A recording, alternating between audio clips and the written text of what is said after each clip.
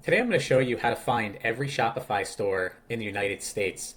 So in StoreCensus, we're going to scroll down until we see the countries filter, and we're going to search for United, and we see the United States of America. We're going to click this, and then we're going to apply the filters. Now you can see we have 910,000 results. This is every Shopify store that is in the United States. You can also further narrow down this list by utilizing our other filters. We have estimated sales, we have estimated visits, which is the traffic to their Shopify store. We have all types, we have verticals, themes, technologies. You can see if they have a Facebook pixel installed, for example, or other pixels, and many others. You can go through these and see what applies to your situation.